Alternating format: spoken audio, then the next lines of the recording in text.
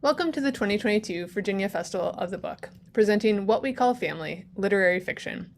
I'm Sarah Lawson, Associate Director of the Virginia Center for the Book, a program of Virginia Humanities. Thanks for joining us. A couple notes before we begin. Please share your questions for the authors using the Q&A tab on Zoom. Also, this event has optional closed captioning, which you can turn on and customize at any time using the tab at the bottom of your window. If you haven't already read today's books, we hope you will. For details about how to buy them from a local bookseller, visit vabook.org, where you can also explore the schedule of upcoming programs and watch past events. While you're there, please consider making a donation to support the festival's ongoing work at vabook.org/give. Thanks to our bookseller for this event, Book No Further in Roanoke, Virginia. Now, I'm pleased to introduce our speakers. Dariel Suarez, author of The Playwright's House, was born in Cuba and immigrated to the United States with his family in 1997. His debut story collection, A Kind of Solitude, received the 2017 Spokane Prize for Short Fiction and was named a finalist for the International Latino Book Awards. Jessie van Eerden, author of Call It Horses, is the author of two other novels, Glory Bound and My Radio Radio, as well as the essay collection The Long Weeping. Her work has appeared in Oxford American, Gulf Coast, and other publications, and she teaches at Hollins University. And Kyle Lucia Wu, author of Win Me Something, has received the Asian American Writers Workshop Margins Fellowship, as well as residencies from Malay Arts and the Birdcliff Colony, among others. She is the Programs and Communications Director at Kundiman and has taught creative writing at Fordham University and the New School. And our moderator today, Clifford Garstang, author of Oliver's Travels, is also the author of the novel The Shaman of Turtle Valley and 3 short story collections, including a winner of the Library of Virginia Award for Fiction. He lives in Stanton, Virginia. Thank you all for joining us today. Cliff, take it away. Thank you very much, Sarah, and thanks to the festival for having us all on this panel. I'm very excited to hear our 3 authors talk about these terrific books, which before I forget, I wanted to mention that the 3 books are from amazing independent presses that I have very long admired. So it's been wonderful to spend some time with these books. And our theme today is what we call family. And while family is really central to each of the books, the families you'll see in the books are very different. And the settings for the books are also quite different. So they address the question of what is a family, but they also look at what our obligations we feel toward our family and what those obligations might be. And so I really encourage you all to buy these books and read them. As Sarah mentioned, there are links at the website, vabook.org, and I think she's going to post links in the chat as well. So I promise that you will not be disappointed. So you've heard the introductions of our panelists, but I wanted to spend a minute putting the 3 books in some context and the order in which we're going to hear our authors speak. First, we'll hear from Jessie van Eerden, whose lyrical novel Call It Horses is set in West Virginia, but it's also set on the road, right? As these 3 women take kind of an impromptu road trip along with a hound, which was very endearing. And the book is also about some very complex relationships, but it's also about identity and this young woman coming into herself. And it's also about agony of loss, which we see also in our other books as well. Then we'll hear from Dariel Suarez with his book, The Playwright's House, which is set in Cuba and deals with that country's authoritarian regime and ongoing crackdown of dissent, any kind of dissent. For me, this aspect of the novel was truly chilling and disturbing in its political dimensions, but also in the impact that the crackdown has on the family, in this case, the family of a playwright and his 2 adult sons. Again, the book is about much more than family, because these characters really have to face questions of their own personal security, as well as obligations toward the family. And then lastly, we'll hear from Kyle Lucia Wu and her novel, Win Me Something, which is set in New York City. And this was really interesting because it's a different kind of family, right? It's a family that's been broken apart by divorce, that the main character really no longer feels part of. And then she feels attracted to another family that she goes to work for as a nanny. And so this was really interesting, sort of a different definition of family for her. So she's trying to figure out, like the other characters in the other books, who she is and where she really fits in. So with that context, I'd like to ask Jessie to kick us off with some discussion and reading, and then following the three readings, I will start the Q&A, but I will encourage you to jump into the Q&A and type your own questions so that we can hear from the audience. Thank you, Jessie. Thank you so much, Cliff and Sarah. It's really great to be here with Kyle and Dariel. I think this will be a wonderful conversation. You already introduced the novel. I'm mostly going to read from my 7 to 8 minute little span. And it is an epistolary novel. So Frankie, the main character, in her mid-30s, very restless, somewhat stuck in her life, is writing to the character of Ruth, who is her Aunt Maeve's lover, who was a linguistics professor. And Maeve is Frankie's guardian, and was since Frankie was about 16. So this is an early section of the book that doesn't really require a whole lot of other context. Maeve told me once I needed to write a book, and I said, beginning where? At the beginning, Frankie, she said. The beginning of what? Time, she said. We cracked up. Start when we slimed out of the sea, she said. Or in your hopeless cosmology, when the god turtle surfaced and somebody said, let there be a city on top of her great shell. Maeve's strong lips somehow were like a vice, as if when opened, there would be mercy, reprieve. But more often, there was brusqueness. More often than that, obfuscation. Begin before words begin, she said. Write the chaos and the anthem. She told me I only had to create something to come back to. Get a little traction, hang a little meat out there for myself. She wanted me to write a book for her. One spring night, I walked from my house to Maeve's through our break in the fence to retrieve her from where she sat on the unmopped dining room floor with no lights on. The overhead was burnt out. I picked over cardboard and books by feel and found a sweater to pull on over her foul sleep shirt. She went all dead weight, exaggerated, and let me strong arm her to the concrete slab of front porch glommed with old TVs and encyclopedias and potato skins growing hair, debris born from porch light as though uttered by it. Her mind itched, she would have said if I'd asked. Drink is a good scratch. This was one of her bad days. I propped her up in the patio chair. I had not come for her as much as for myself. I got a Pilsner from her fridge and split it into 2 pint jars. She situated thickly into the chair and took a sip to ease herself from hangover, and she smelled my uncertainty, ripe as her odor. What does Miranda think? She asked, as if we were in the middle of a conversation, which I suppose we always were, a dense forest of it. Maeve had called me on the phone because she hadn't been able to get up off the floor, mentally immovable from her pool of large unwashed shirt. Why does it matter what Miranda thinks? I said, what do you think?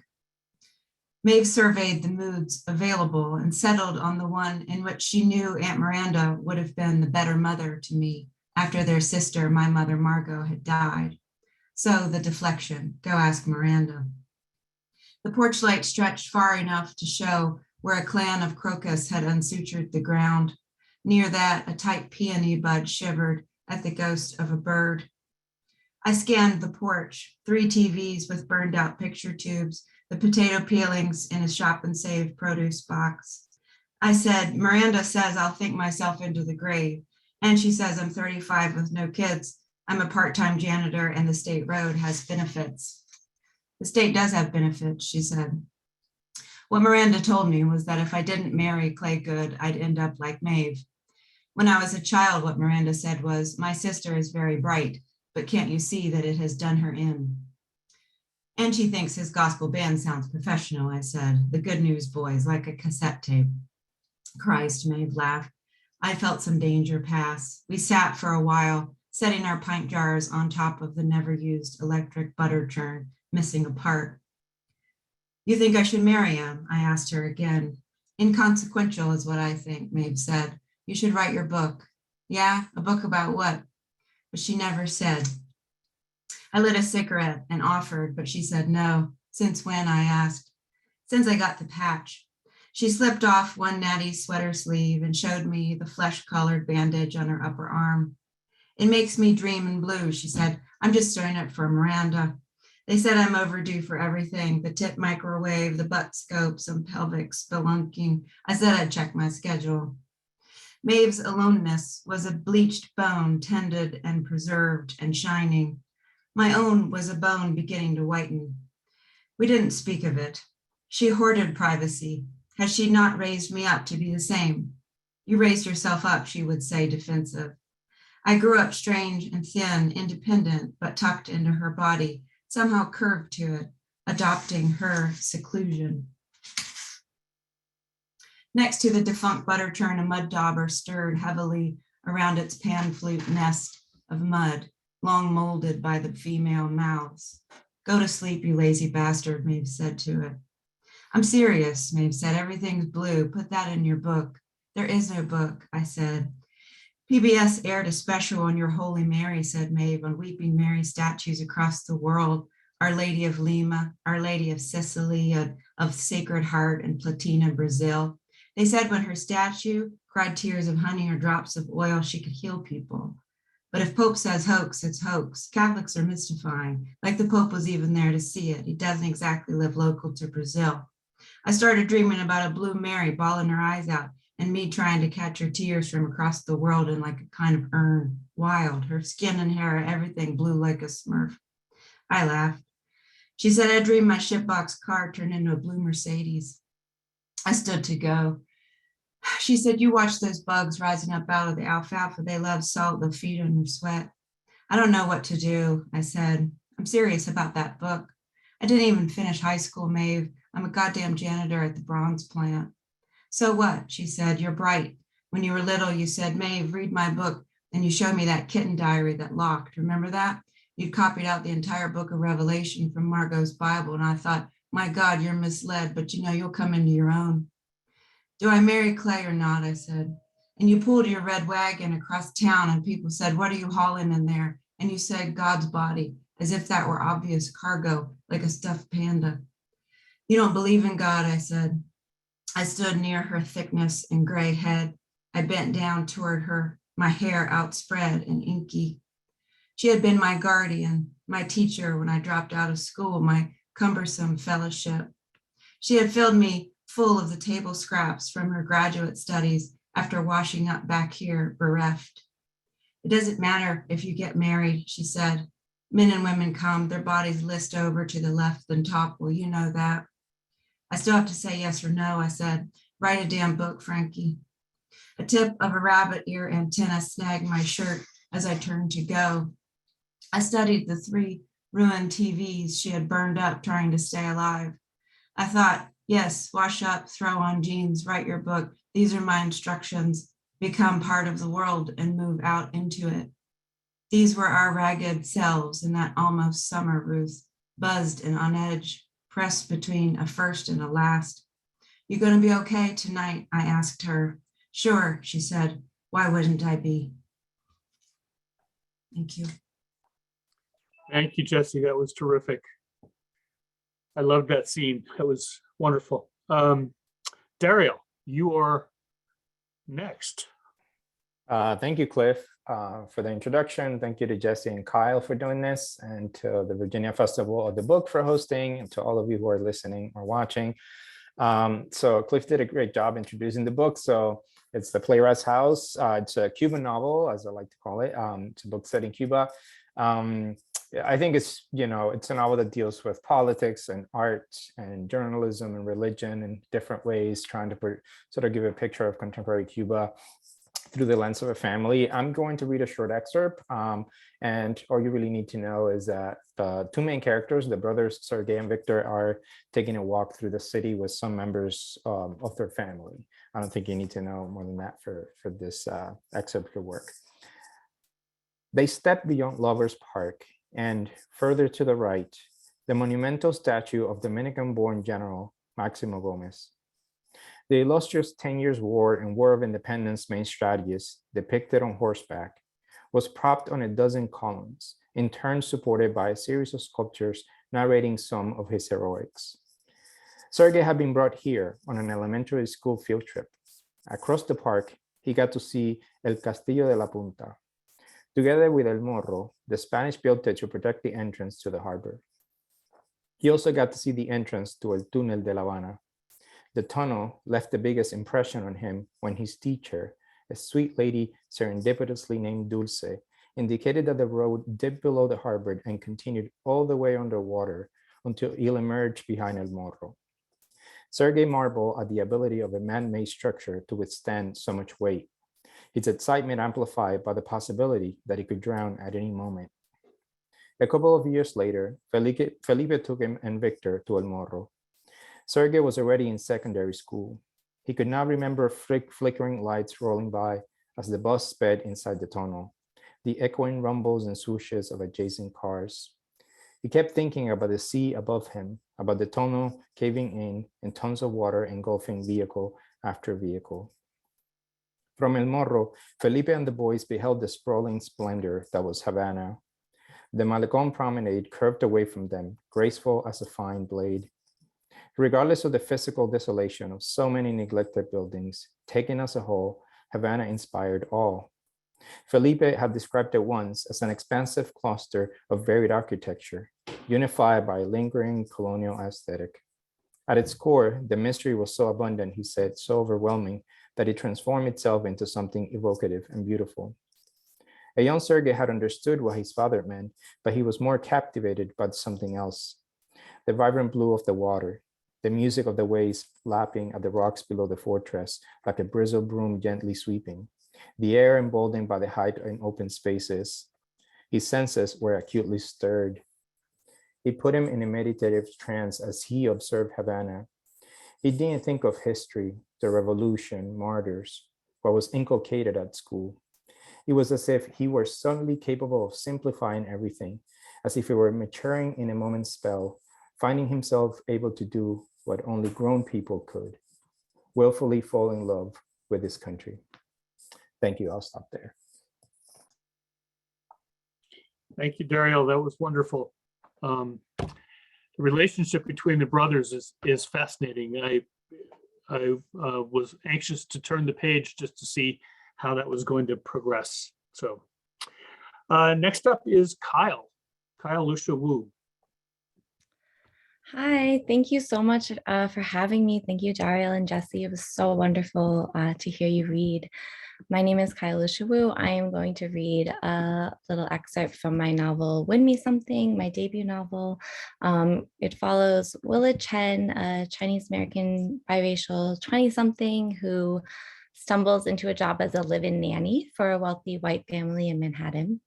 And when she is working in this intimate domestic environment, it causes her to reflect back upon her own upbringing, where she was bounced back and forth between her divorced parents' new homes growing up. So I wanted to read a family immersive section in honor of the panel. So I will be reading one of the flashback scenes where a teenager, Willa as a teenager, is visiting her dad's house.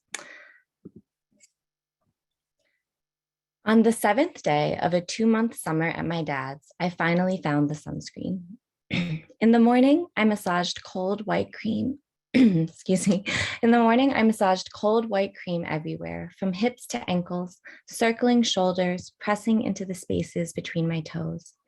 I stood in front of the mirror and stared at the gradient changes in my skin. The pale white shapes of necklines and bikini bottoms, the clean loop left behind from a hair tie on my wrist, so white and bright, they looked reflective, impossible. I had never been as white as those outlines made it seem. My mom said it would be good for me to spend 2 full months with my dad, which I'd never done before. It was a break from being around her newborn, but still, I had nothing to do but sit in his backyard and read, baking my skin in the July sun. I hadn't known where the sunscreen was, and as the week went on, it felt too late to ask. I hadn't spoken to anyone outside of my dad's house since the day he picked me up, when I had walked into my mom's town in the morning to buy an iced coffee. Normally, I didn't like to be seen alone, but that day I felt okay about it because I was about to leave. I'd never left Durlin for this long, and in 2 months, I might come back a different person, still 16, but in a different way. But 1 week in, and I had been mostly sitting by myself, reading and picking at my skin. In some ways, it was a relief to be ignored. Back home, whenever I went to the mall or to the movie theater or to CVS, people stared and asked me where I was from. Even when I answered, here, I was born here. I've lived in this town my whole life. They pressed on, guessing. Are you Filipina, Mexican, Hawaiian? Strangers wanted to know if I was born abroad or if I spoke another language, to tell me that I reminded them of their manicurist or their housekeeper or their brother's new wife. Sometimes they'd swear they knew someone who looked just like me, and that was why they had to come up and speak to me. If I hadn't learned how anything past a polite laugh would steer them to my side, then I might have asked for proof to see these people who they know looked like me, might have asked to see that I wasn't alone. My dad was frying eggs for everyone, and so when I walked into the kitchen, he fried me some too. After pushing plates toward his daughters, he plucked 2 from the carton, a muddy-colored cardboard package, not that Easter pink foam we had at my mom's. The eggs hissed when they hit the skillet 4 breakfasts in, and 2 slices of bread popped up out of the toaster. I wondered if they'd been for him or if he'd remembered me. There were 3 stools at the counter, and his daughters were at 2 of them. My stepmother was at the kitchen table, one leg folded into the crook of her arm as she flipped through a glossy magazine. Her picked over plate was pushed to the side, toast with 2 round bites in it, and egg cut into many pieces. He pushed a plate toward the last empty stool, and I edged onto the seat to pull it toward me. The eggs were fried, lacy brown edges curling up, and I could tell that when I tapped at them with my fork, a chalky yellow would flake off rather than spill out. It was how the girls were eating theirs. I didn't know how to tell him I only liked soft, runny yolks, the kind that flooded onto everything around them. I remembered poached, over easy, even scrambled from the times he'd picked me up and taken me to diners for breakfast. I remembered soft white toast, not whole wheat, and black coffee, though what I saw at the house was half and half and hazelnut creamer. I'd spent all of our weekends and holidays memorizing what he liked, and here in his house, I saw I truly didn't know. I sectioned off a piece of egg white with a crispy brown edge. I nibbled at the butter glistening toast balanced on the side. Then I sank my fork into the pale crayon yolk. Daddy, too much butter, Charlotte said. Can you make me different toast? I watched her carefully, how those words didn't bother her at all. I love butter, Esther said. She grabbed Charlotte's, turned the toast upside down, and placed the soft, soaked through sides straight onto her tongue. More toast, my dad said, pulling out 2 soft pieces of bread from the bag on the counter. With my elbows on the counter, I watched everyone in their places. They were a beautiful family, a diverse denimad. My dad, broad-shouldered and brown-skinned, with his hummingbird women perched all around. Though Charlotte and Esther should have looked like me, mixed, they appeared to me more naturally so, like someone had stirred their palates for long enough, like they had waited for their portraits to set. What are you going to do today? Cynthia asked me, like she did every day, as if it were a real question, when she knew there was nothing I could say. I didn't have my license yet. I didn't know anyone here. The center of town was almost 9 miles away, too far to walk. She wanted me to say that I had nothing to do, as if it made me lazy instead of trapped. Charlotte and Esther were in summer school, not for being bad at classes, but being good, in some kind of advanced academic track that signaled their promise. I looked at my dad, but he was turned toward the stove with his back to me. I took another bite so I could pull my shoulders up and down instead of talking, and the yolk moistened slowly on top of my tongue. Cynthia took in this gesture and looked back at her magazine. She'd suggested that I too go to summer school while I was here, but it was an empty proposal she didn't want to enforce. It wasn't like I could sit next to my younger sisters at another activity they tried to include me in 6 years past normalcy, reciting math I'd learned and forgotten years before. They'd tried this with swimming, gymnastics, a single tennis lesson. I still didn't know how to swim. I'd been trying to count how many words I spoke at each meal, telling myself that I should participate more. But it was hard when they were standing around the kitchen island, responding to starts of sentences I didn't know the ends to. I observed their daily rituals. They pinched the backs of each other's elbows. They knew who wanted pepper closest to their place setting. They mixed salad with their hands and placed the leaves straight onto each other's tongues. And they didn't look anything like me. Charlotte and Esther, with Cynthia's angular cheekbones, her long neck. My dad was tan and so was I, though his older sisters were both paler. Charlotte and Esther looked more like that, but whether it was our shared aunts, their half-white genetics, or their sun-shaded practice, I didn't know. Before they left the house, Cynthia slid sunscreen onto their foreheads and noses, like she was touching them with a cross. Charlotte and Esther scraped back their seats to go get ready for their day. My dad took a plate for himself to the table where Cynthia was, but the movement looked unpracticed, like he was imposing. Maybe he usually sat at the counter where I was. Cynthia scooted her chair over a little to make room. I choked down most of my meal and felt like I should get up too, but I stayed for a moment, my ankles hooked around each other. My dad cut into his own eggs, and I watched as they poured out sunny yellow yolk, oozing all the way to the plate's gold-patterned edge. Thank you. Thank you, Kyle. That was wonderful. And now it is time to ask you all some questions. And as I mentioned earlier, I do have some questions prepared. I do invite audience members to type in your questions in the Q&A box so that we can hear your reactions and respond to your questions. So because of our theme, and by the way, all the readings were fantastic. Thank you very much, all of you, for your readings and the choices of the scenes that you read. Because of our theme about what we call family, I wonder if each of you, and we'll start with Jessie, just to give you a heads up,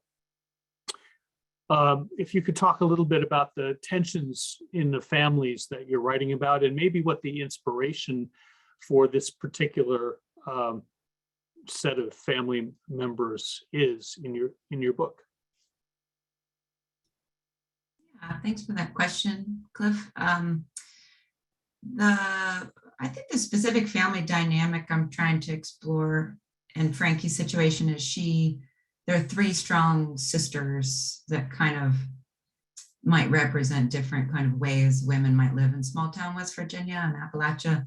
Her mother, who died in a car accident, was a very religious woman. Her Aunt Miranda has 4 children and is kind of like even physically curved in her body, and sort of a scoliosis, and very much the mother, the wife, the dutiful present servant. And then Maeve was kind of an outlier and a character that kind of came as a voice to me as the aunt who went away to school and fell in love, loved women instead of men, represented an androgynous way of being in the world. And so she was someone Frankie felt as a child a lot of affinity toward, because she seemed to have a language for things that other people didn't quite have.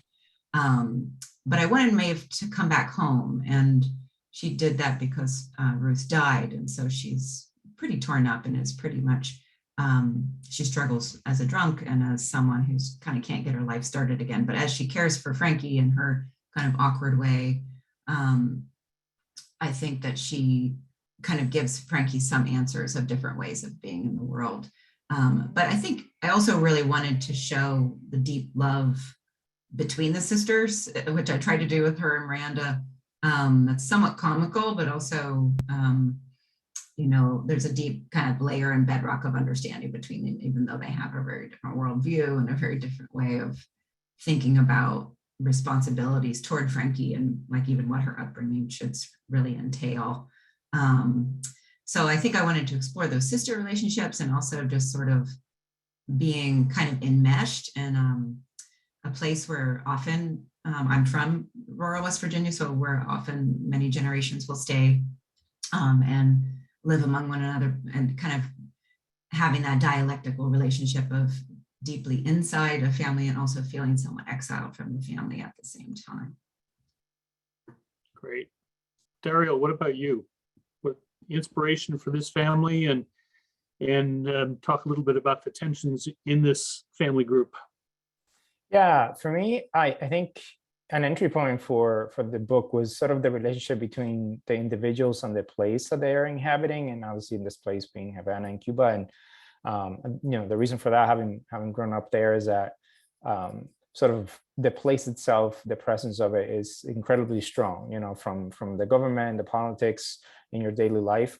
And I think having a family, and it's particularly with the brothers, as a lens, it allowed me to sort of see the contrast between how different members of the same family interact, not just with each other and their own history and their own family history, but with the place and what's expected of them and the obstacles that they have to face.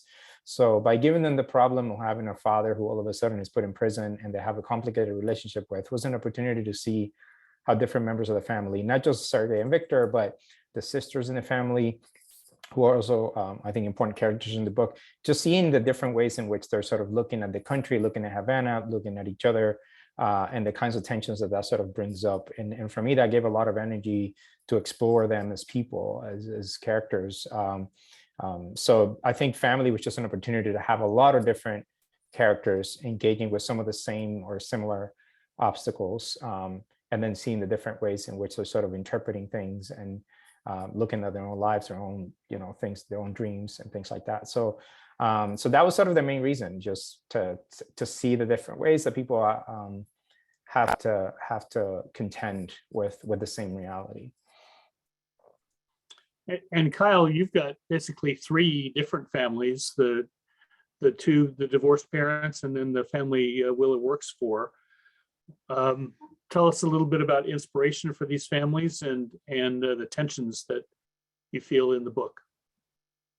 Yeah, I grew up in a blended family that was perhaps less adversarial than Willa's, but while I was growing up in this environment, I really felt like I was the only person who grew up in this experience, and it was something that I realized as I got older that I wasn't.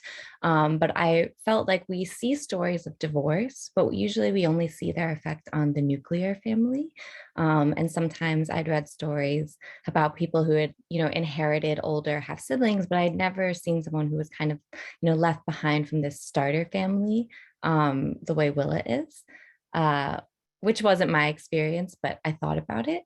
And because I really wanted to explore this idea of liminal identity, relating to Willa being biracial, so she's existing between ethnicities.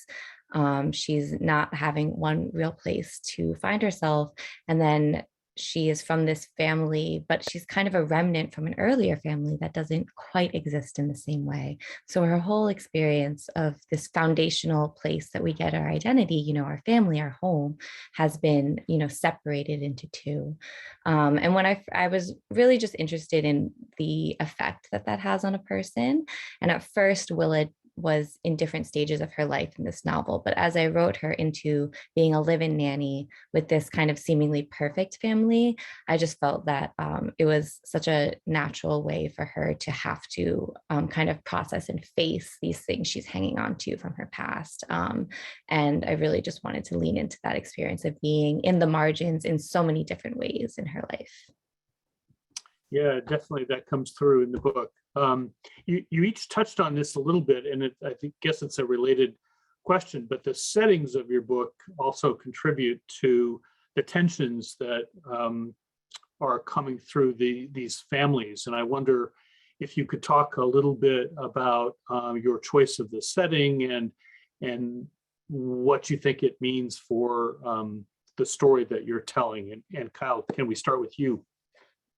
Sure. Yeah. So my book is mostly in the present day. It's all in New York City, and then the flashbacks. Willa grew up, an hour outside of the city, so it takes place in different suburb type places where her family lives. But I thought New York City was the perfect place to put her in this work experience, which dominates the present section of the novel, where she's working for this really wealthy family that comes from this just totally different class. And New York is just this place where, I mean, we have great income inequality all across our country, but New York is this place where in work you can really be rubbing up against people from a totally different world that you're from, and it's just such a densely populated place with people who are from all different classes, and it's easy for the family that Willa works for to not really have to not feel like they really even relate to where she's from, and they expect her to understand where they're from. And I thought that the friction of being in New York,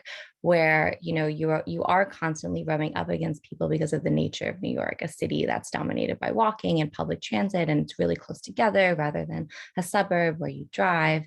And so in this way, Willa is constantly coming into contact with people who are perhaps more rooted than she is. She's always walking along the streets, noticing people in groups or seeing families. Like, she's really coming face to face with all of these different experiences that she perhaps doesn't feel like she has a window into. And I really wanted that constant interaction with other experiences when I was writing her. Dariel, you did mention the setting in Havana, but of course you are familiar with that city. Tell us a little bit more about how that is related to the story that you're telling. Yeah, well, obviously the easy answer is always that, I grew up in Havana and in Cuba, and one of the things that has done, in addition to just feeling always connected to the place, is that I also feel like in literature written outside of Cuba, the way that the city and Cuba in general is often portrayed, and especially in fiction, it's more about either the revolution or the 50s, 60s, or more of a sort of narratives around diaspora. And I really wanted to explore more contemporary Cuba and contemporary Havana. And that's sort of why I ended up trying to explore a lot of different aspects of life there. I wanted to sort of break away from some of the stereotypes, the exoticism or romanticism of the city, play with it a bit, and also hopefully take the reader a little bit deeper into the city. So a lot of the choices that I made in terms of the plot and the characters and how things started to evolve naturally, in some ways also was trying to keep things grounded in the city, sort of getting deeper into Havana, into the areas where like the tourists wouldn't go, or someone who's visiting wouldn't necessarily go. Because to me, that's one, where I grew up, but two, it felt important to sort of represent that too in literature, and try to do it in a kind of an engaging and entertaining way. But yeah, that was sort of the main reason. I really wanted to sort of write about a place that in my mind in fiction, I just haven't seen portrayed as much from a contemporary perspective, or maybe a local perspective, and making it as Cuban as possible and as centered on that point of view as possible.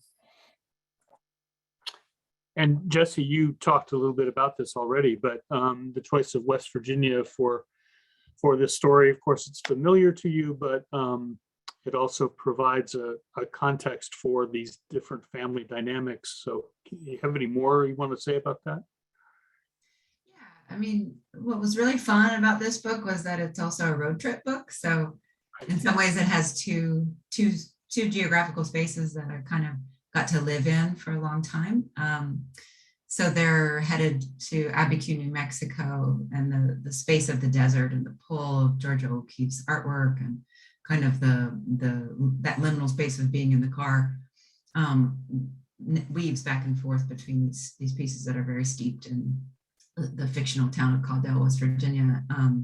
So I think I kind of resonate with what Dariel's saying about trying to represent a place that is sometimes represented somewhat thinly in a stereotypical way. So trying to sort of give a sense of a sort of spiritual homeland of what the Appalachian bog and town and bronze plant and gardens with foil pie pans strewn around to keep the deer away. That felt really important to me, to try to give that a sense of inner life and vitality, but also the tension of feeling some restlessness there and having this other space that's kind of calling in a way that's not familiar, that's not in her bones, but is very spacious and dry and somewhat kind of opening in a spiritual sense. So I kind of needed both places for Frankie's character.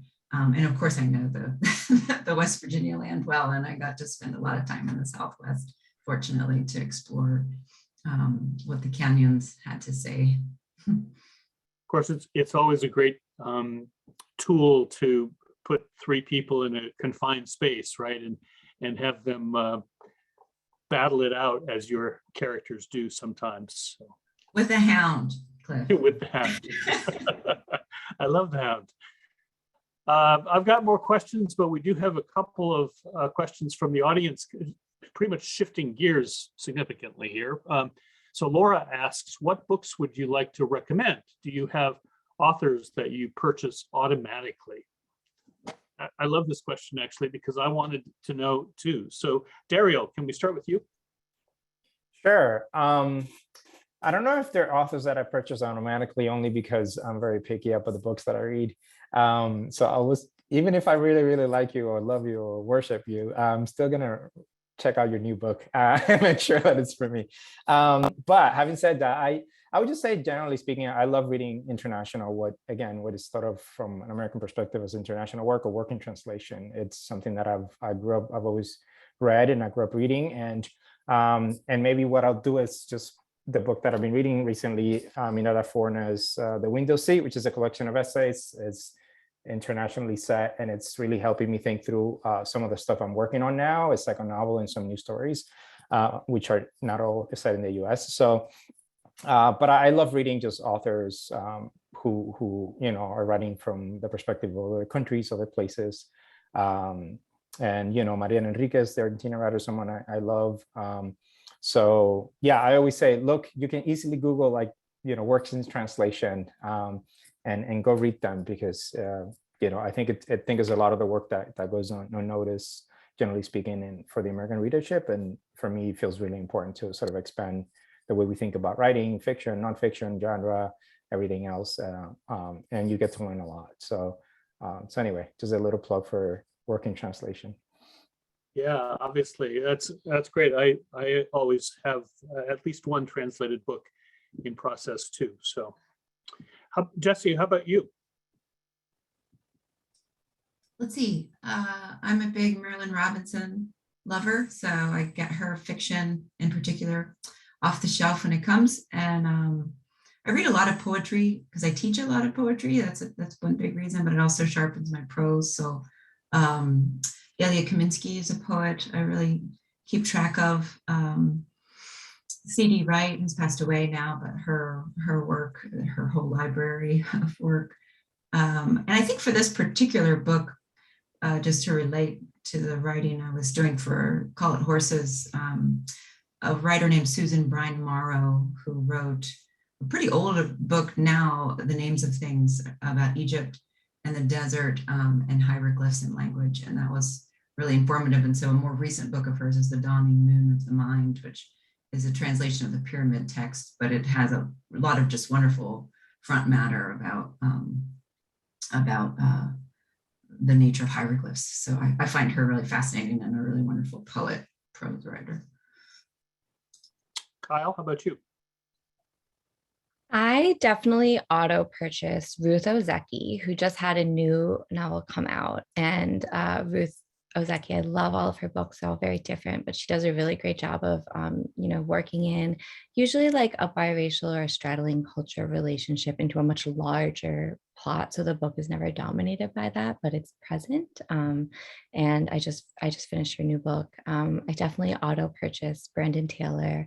I love the way he writes, and I'm waiting eagerly for the new books of his. I definitely always read Hiromi Kawakami, who's a Japanese writer in translation, and I love all of her books that I've read as well. in thinking about, great stories about family, one book that I was absolutely in love with this past year was Ghost Forest by Pik-Shuen Feng, which is a really unique, tender, fragmented, beautiful story about a father-daughter relationship.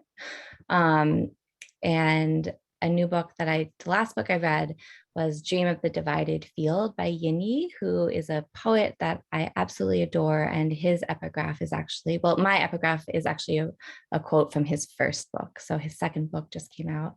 And one of my favorite writers, T. Kara Madden, just announced a new novel. So I'm going to purchase that like as soon as it's possible. So yeah, I guess I do auto purchase books. I have faith in the writers that I love.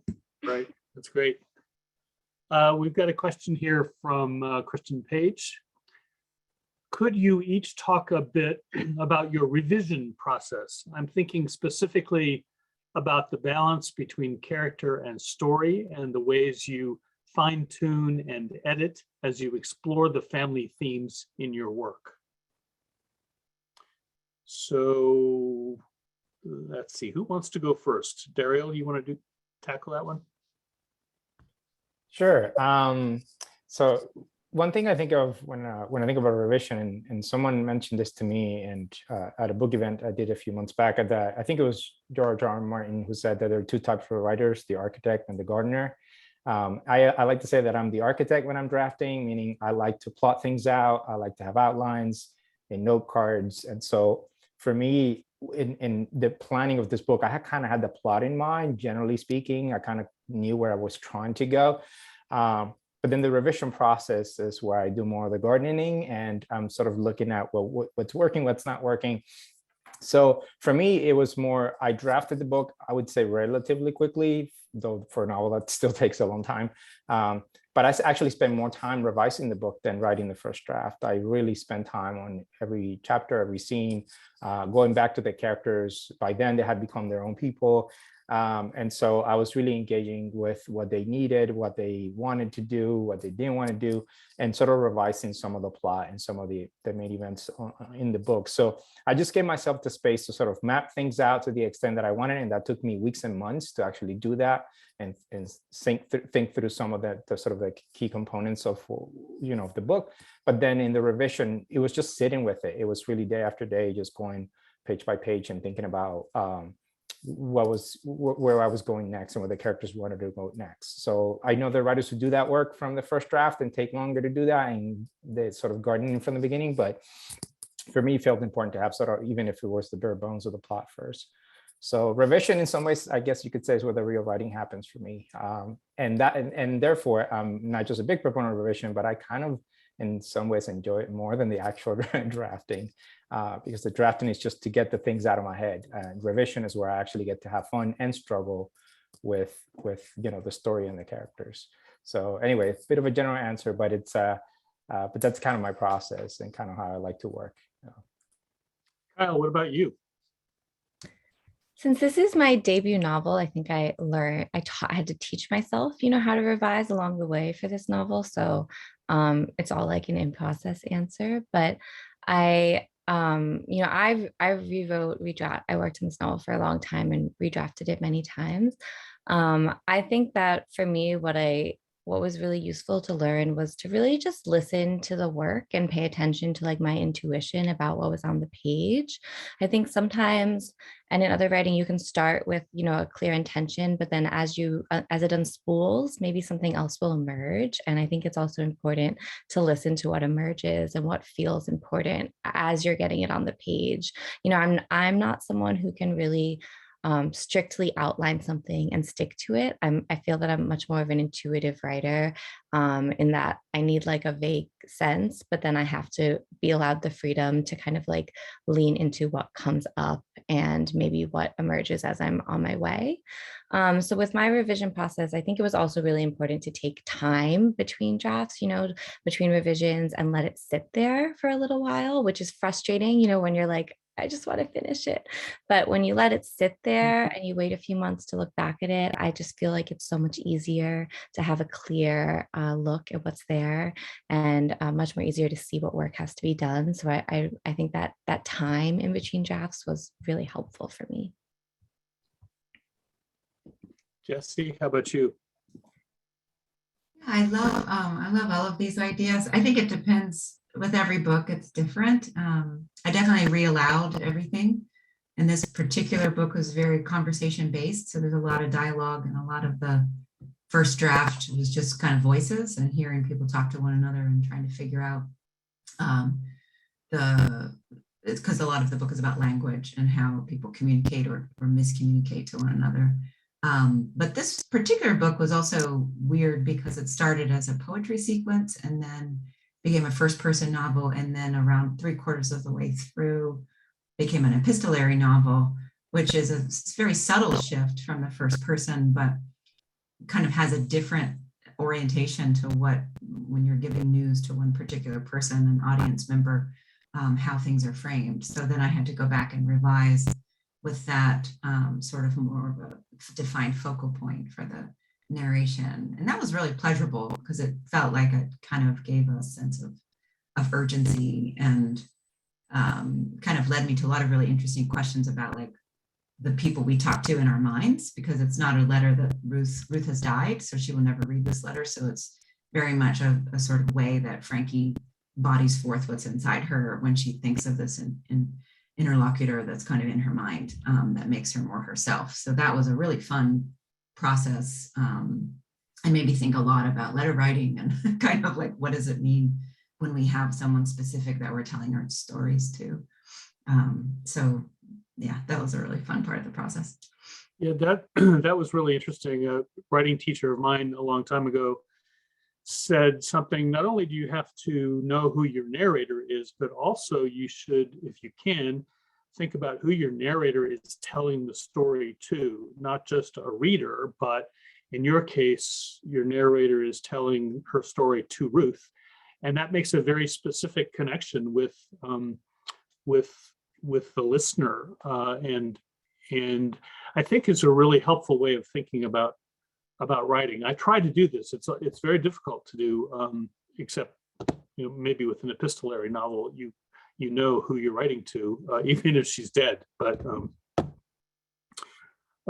we don't see any more questions in the Q&A, although if we have a little time, so if somebody wants to type one in, we'll get to it. But I had a sort of a structural question about your books, because you all begin in the forward motion of your stories, but you also spend a significant amount of time going back so that we see the characters at an earlier point, which is important to see them in their families and how the families have formed and fallen apart or whatever. But I wonder if you could talk a little bit about your choice of the structure of your storytelling. Kyle, you want to start with this one? Sure.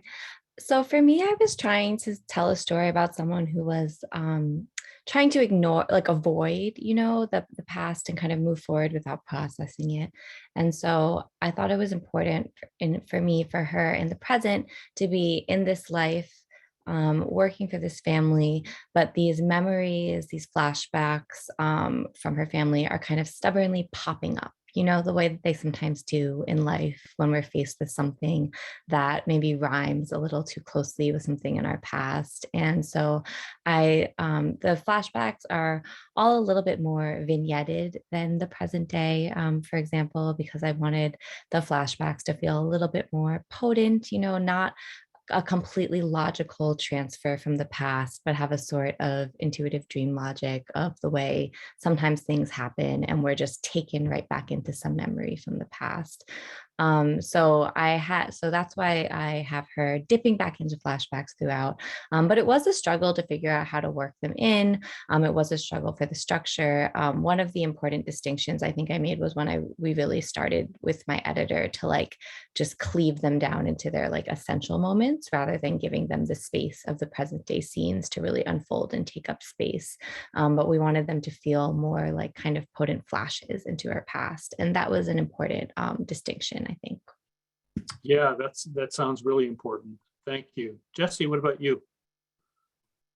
I do a lot of mapping on the wall on a big piece of paper. So it's really important for me to sort of, I always tell my students to try to do scene indexing and try to just sort of think of a timeline of your characters' lives and then try to group around them potent scenes that, you know, hopefully you can kind of realize, even if you're not sure where they're going to go, but where they basically happen in time.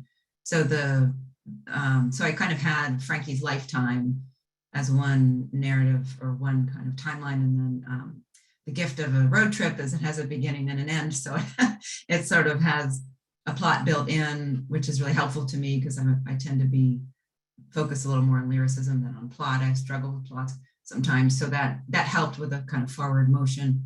And then I decided for sort of the other subline to be the basically the year leading up to, so it kind of goes backward in time leading up to the road trip, and what transpired and kind of put them in this place, and Maeve's illness with cancer. So so that helped to kind of have the three different sets of windows of time, and then to try to overlap them when it felt like a break would lead to more tension or suspense, or answer questions, introduce characters, and kind of in a way that felt somewhat logical.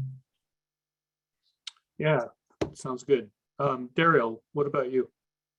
Yeah, for me, as I mentioned, because I do the architecture first, you know, I knew that the story was going to take place over a few weeks. And, you know, it was essentially, there was an arrest, there's the funding of why it happened, there's what can we do to get this person out? And then, of course, throughout, like what's at stake if we try to do that sort of in a simplistic way. And I think that kept grounded, that kept the structure of the book grounded for me. And it was pretty chronological. And I knew that every chapter, something new had to happen, and something new and crucial to the story had to happen. Then Kyle said that the flashbacks, you know, I had to work on them, strategize where they would work best. I had to work with an editor and an agent on sort of making sure that they were working. And the idea was not just to inform the present, but to make sure that every time you come back from a flashback, the present is transformed in some way for the reader. And so that's a way to also keep the story having energy, to make sure that the flashbacks, you make them count, and keeping the story sort of the structure of the book organized. But it is tricky. It takes a lot of revision, a lot of tinkering to make sure that you know where you place things, how long you spend on them, and what changes when you come back. But that really helped. Just having that vision from the beginning of some of the main events of the book sort of kept me going and kept the energy for me in terms of structure. Great answers. That maybe that will be really helpful to me as I try to finish the draft of the novel that I'm working on. So it's time to wrap things up. It's almost the top of the hour again, and I want to thank our authors for being here, and thanks to all of you who tuned in. And just a reminder that you can support our authors and independent booksellers by purchasing their books, either from your local independent bookstores or the links that you will find at vabook.org. And I think there are also some links in the chat that you can follow. So that's the place to go to check out the rest of the festival events, or to view past events also, and buy books. Thanks everybody for being here. Thanks to our panelists. It's been great. Thank you so much, Cliff. Thank you. Thank you all. Thank you.